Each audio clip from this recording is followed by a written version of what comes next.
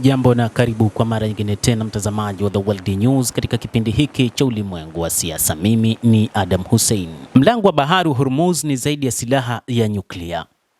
Ripoti yetu inatazama namna ambavyo wakati huu Marekani na Iran wanapambana juu ya mlango wa bahari wa Hormuz na namna ambavyo eneo hilo linaonekana kuwa na umuhimu mkubwa kuliko kitu chochote. Rais wa Marekani Donald Trump amekataa kufungwa kwa mlango wa bahari wa Hormuz na kwamba anatumia kila njia katika mapambano dhidi ya kuhakikisha mlango wa bahari wa Hormuz unafunguliwa.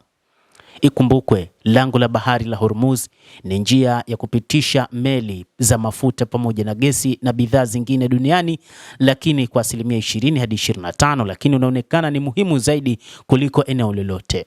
Licha ya kwamba wataalamu wanakadiria ni asilimia 20 hadi 25, lakini baadhi ya wataalamu wanaona kwamba pengine ni zaidi ya asilimia 25.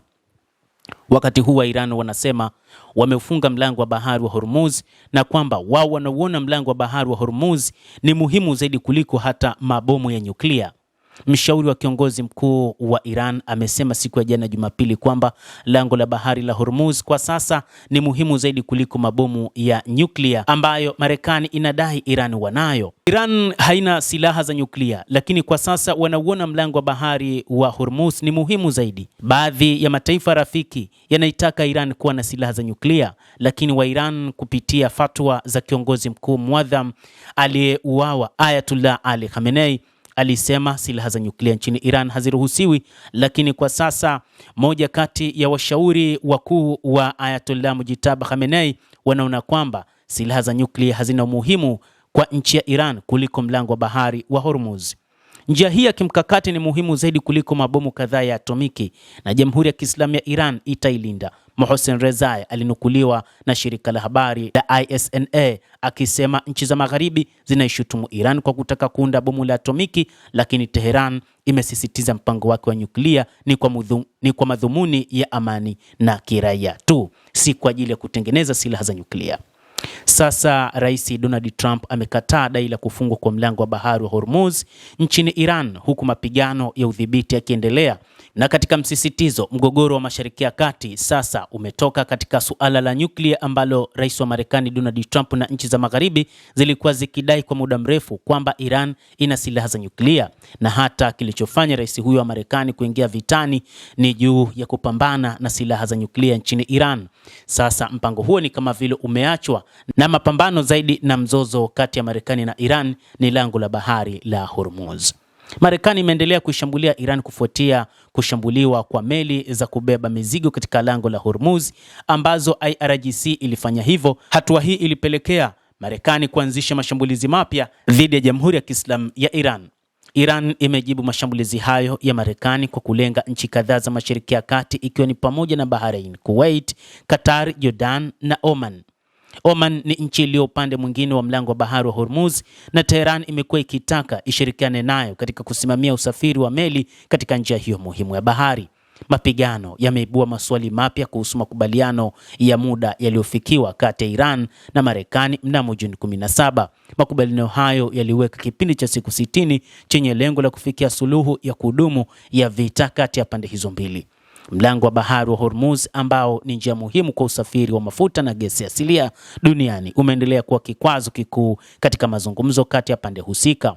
Mapigano hayo mapya sasa yameweka hatarini mafanikio ya mazungumzo ya amani na kuongeza uwezekano wa kuvunjika kwake. Wa Iran wanasema kwamba eneo hili la mlango wa bahari wa Hormuz linatumiwa na nchi nyingi duniani. Hata hivyo, Marekani inataka kulitumia eneo hili katika kupitisha meli zake bila kulipa ushuru. Ndani ya siku 30 katika makubaliano ya MOU iliyosainiwa katika siku za hivi karibuni katika kutuliza mzozo kati ya Marekani na Iran, wa Iran wanadai kwamba mlango wa bahari Hormuz utakuwa huru kufunguliwa, lakini wa Iran watasimamia. Lakini Marekani wakati huu bado inataka kupitisha meli zake bila kulipa ushuru. Hili ni jambo ambalo wa Iran wamesema haliwezekani. Lakini pia kuna maslahi makubwa ya Marekani katika eneo la Mashariki ya Kati.